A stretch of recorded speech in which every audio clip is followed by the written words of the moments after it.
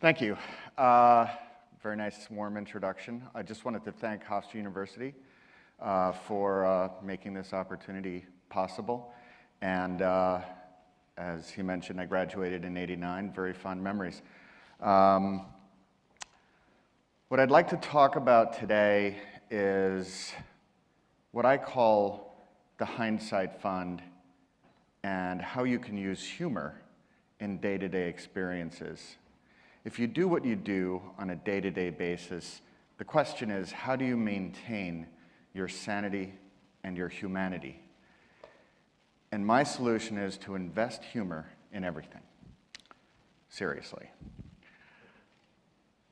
The Hindsight Fund is a construct that I came up with several years ago. And it's simply a place for me to store the interesting opportunities and experiences that I've had throughout my business career. In it, you might find Bitcoin, or some Microsoft stock, or stock from the Facebook IPO. You might even find a nice Tribeca loft in the Hindsight Fund. But I'll get back to the Hindsight Fund a little bit later.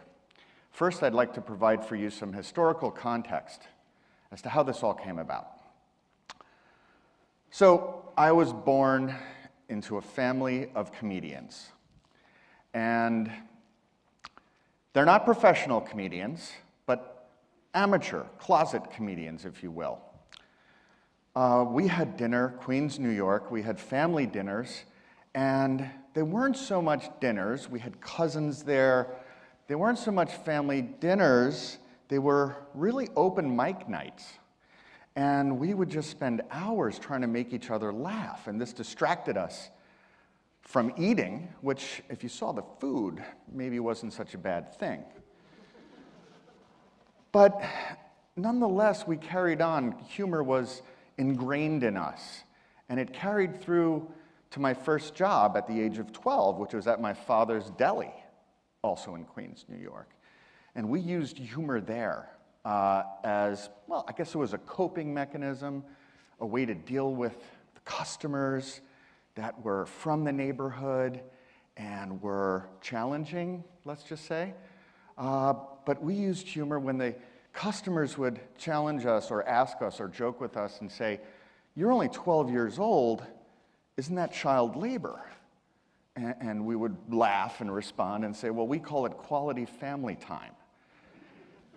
Anyway, early on in my career, humor became not just a coping mechanism, but a method of interaction and creating strong interpersonal relationships in both a business setting and a personal setting.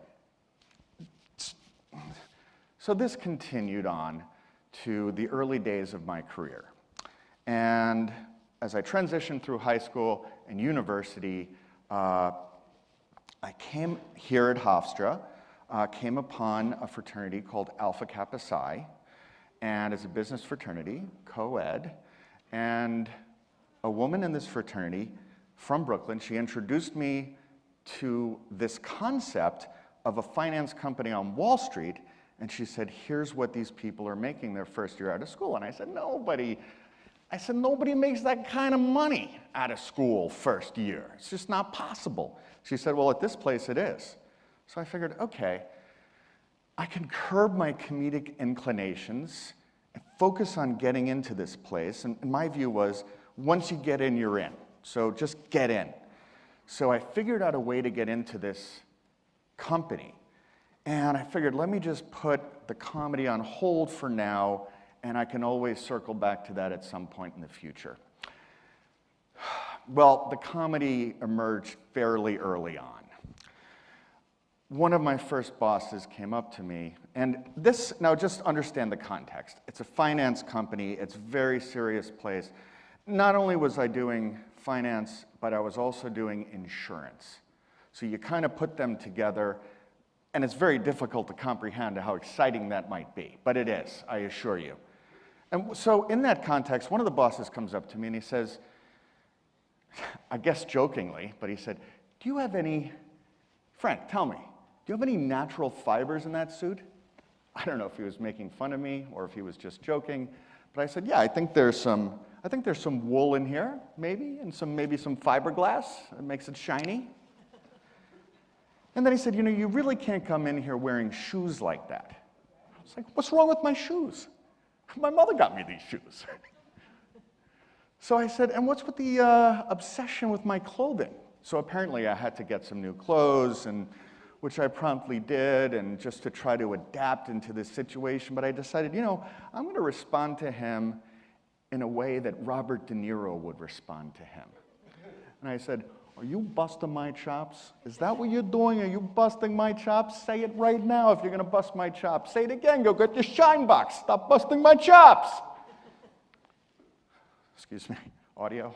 So that was sort of my foray at the time into incorporating comedy into business. And then I decided to get into comedy a little bit more. So a friend approached me and he said, what do you think about doing stand-up comedy at a variety show that I'm producing in the village, Greenwich Village? And I said, sure, I'd love to. And that sounds like a great idea. I could kill my career in one night. And so I talked to a business partner of mine and I said, I'm going to do some stand-up comedy. Would you like to go? And he said, if you do that, there's a good chance people are not going to take you seriously. And I thought about that, and I said, well, maybe that's a risk, but maybe that's not such a bad thing. So anyway, I did the variety show. I loved it. People laughed, and I felt good. It was a win-win.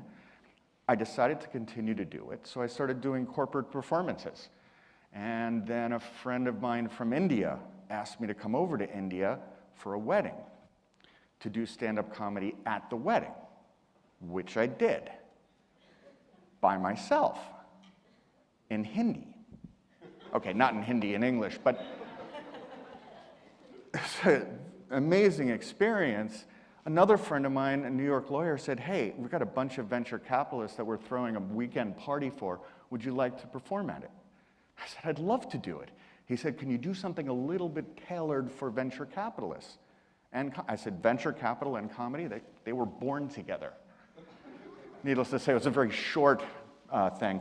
And then another friend of mine invited me to Ireland to do a stand-up comedy for a charity thing. So I said yes, jumped at it, and I went over there, and I thought it would be a pretty receptive crowd. I bombed, okay? Here's the thing, you can't compete with an open bar.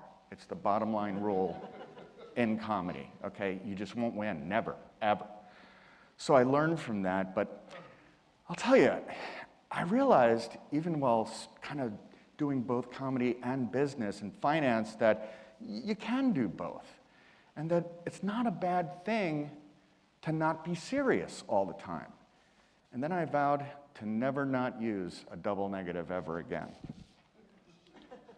Communications, okay.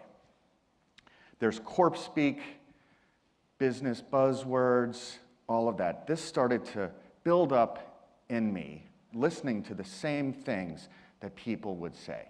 Is it a good idea? Say, well, it's just not in our wheelhouse. You got to keep your nose to the grindstone, right? Or, I just don't have the bandwidth. Looks like we're going to have to right-size that one. So after a while, I just couldn't listen to that anymore.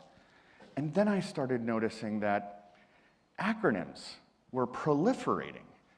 And look, the basic acronym. You got yuppie, you got NIMBY, right? Not in my backyard. You got IRS, you got TEDx. All of these are fine, okay? The acronyms are fine, but then in business, they started to really jump out at me observationally. And I said, okay, somebody came to me and they said, can you please perform this DCF analysis so we can calculate the NPV ASAP? And I said, WTF? I said, NFW, GTFO. And I followed it up by saying, DNA, TOAM. Do not attempt to out-acronym me.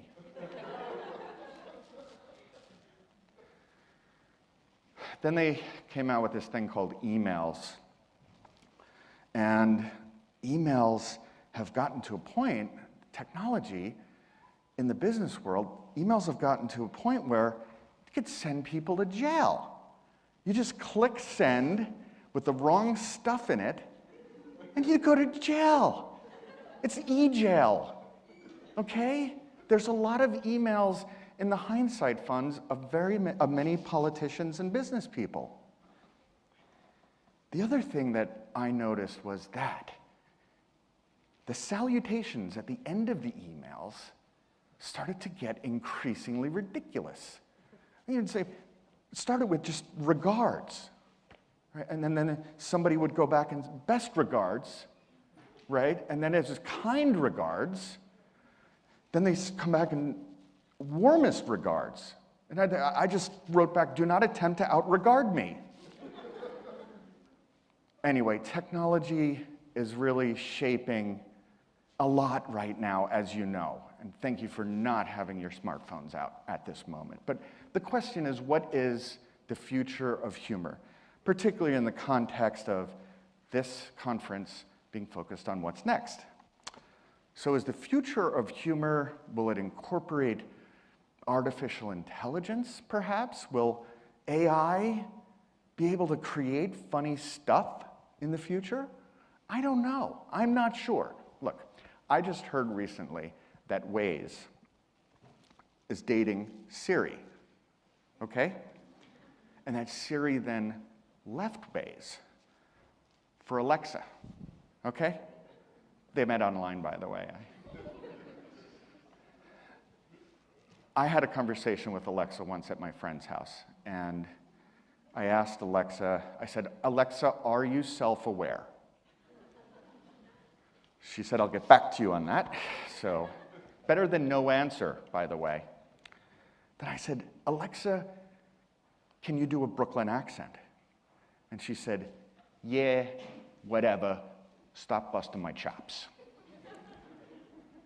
And then I said, let me just play around a little bit. And I said, Alexa, Michael Caine, let me do Michael Caine voice. And I said, Alexa, who am I right now? And for that one, there was no answer. And then I asked her, Alexa, so what exactly is a Hindsight fund?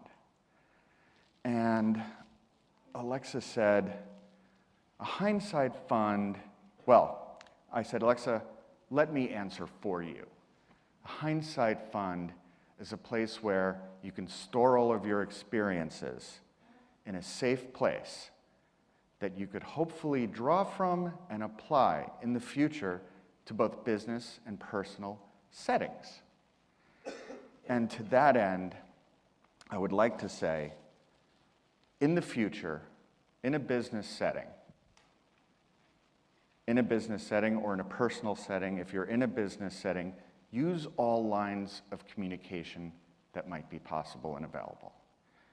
In a business setting, to the extent that you can apply comedy and humor to those lines of communications, you should do that. And in a business setting, please don't take yourself too seriously. I'm serious. Thank you.